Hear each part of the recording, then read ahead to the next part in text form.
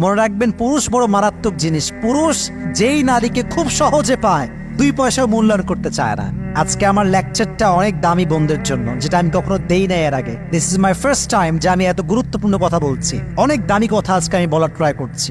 আমি আমার বন্ধুকে বলছি, আমার বোন, সম্মানিত বোন, যদি আপনি আপনার সম্মানকে রক্ষা করতে চান, অল্পতে পটে যাওয়া যাবে না। অনেক মেয়ে দেখবেন অল্পতেই পটে যায়। একটা ছেলে খুবই স্মার্ট, দেখতে সুন্দর, একটু ইংলিশ বলে, বাহ ইয়ার মেয়ে শাদি করনা চাহতা হু, হয়ে গেল, পটে গেল। এটা কেমন কথা? না প্রিয় বোন, মনে রাখবেন, পুরুষ বড় মারাত্মক জিনিস। পুরুষ যেই নারীকে খুব সহজে পায়, 2 পয়সাও মূল্যায়ন করতে চায় না। আর পৃথিবীর নিয়মটাই হচ্ছে এইটা, মানুষ যেটা যত সহজে পেয়ে যায়, মানুষ এটাকে তত বেশি সস্তা মনে করে। এই জন্য আমার বন্ধুদেরকে আমি হাম্বল রিকোয়েস্ট করছি, সহজে পটে যাবেন না, স্ট্রং পার্সোনালিটি মেনটেন করবেন। যেই ছেলে আপনাকে প্রপোজ দিচ্ছেন, you have to justify him first whether he is perfect or not. Justify করবেন। খালি সুন্দর চেহারা, একটা R15 আছে আর একটা আইফোন আছে আর পটে গেলেন, তা হবে না। নারী এবং পুরুষের মাঝে বেসিক একটা পার্থক্য হচ্ছে এইটা, যে নারীরা না বলতে পারে, পুরুষরা না বলতে পারে না। আমি এক্সাম্পল দিচ্ছি বোঝাবার জন্য।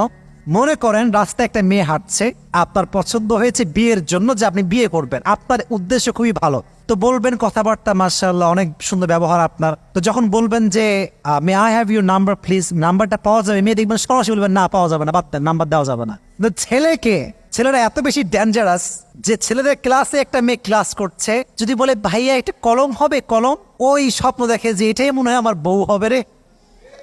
এত ওভার থিঙ্কিং আমরা ছেলেরা করি। তো এটা হচ্ছে নারী এবং পুরুষের মাঝে একটা পার্থক্য, যে নারীরা না বলতে পারে, পুরুষরা না বলতে পারে না। এর জন্য মেয়েদেরকে বলছি, বোনেরা, যে স্ট্রং পার্সোনালিটি মেনটেন করতে চান, সহজে পটে যাওয়া যাবে না। আল্লাহ বোনদেরকে বোঝার তৌফিক দান করুক। আমিন। নাম্বার 1। নাম্বার 2টা হচ্ছে, কোন নারী যদি তার সম্মানকে রক্ষা করতে চায়, এমন কোন ছেলের পাল্লায় পড়া যাবে না যেই ছেলে নারীকে পছন্দ করে না, তার শরীরকে পছন্দ করে, তাকে বিয়ে করতে চায় না, তাকে ভক্ষণ করতে চায়। এমন নারী যদি কোনো পুরুষের পাল্লায় পড়ে, তার জীবন শেষ। তার ব্যক্তিত্ব নষ্ট হবে, সামাজিক সম্মান নষ্ট হবে, তার সতীত্ব বা ভার্জিনিটি নষ্ট হবে। কথা ঠিক আছে না যুবক ভাইরা, বলো?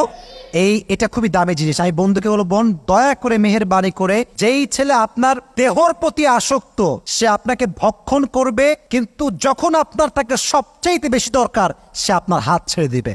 এসব বন্ধুদেরকে আমি হাম্বল রিকোয়েস্ট করছি, জীবন সঙ্গী চুজ করার ক্ষেত্রে ভেরি অ্যালার্ট, ভেরি কেয়ারফুল।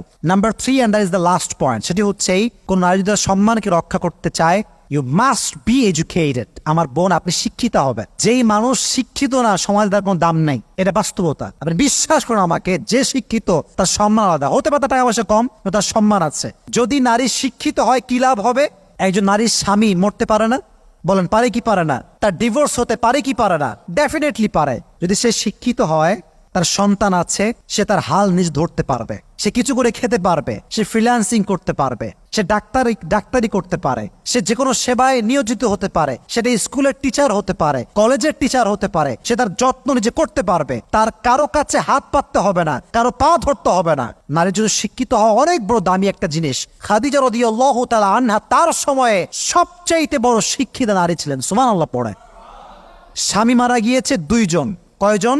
বাবাও মরে গিয়েছে, নারী অসহায়, কিন্তু খাদিজা এতটা শিক্ষিতা ছিলেন, লক্ষ কোটি টাকার বিজনেস উনি একা সামলেছেন। সুবহানাল্লাহ পড়লে না? তাহলে বোঝেন একটা নারী কতটা শিক্ষিত হলে লাখ এবং কোটি টাকার একটা ব্যবসা সামলাতে পারে। আল্লাহ আমাদের সকল নারীকে শিক্ষিত হওয়ার তৌফিক দান করুন। সকলে পড়া আমিন। আল্লাহ আমাদের সবাইকে নারীর অধিকার আদায় করার তৌফিক দান করুন। সকলে পড়া আমিন।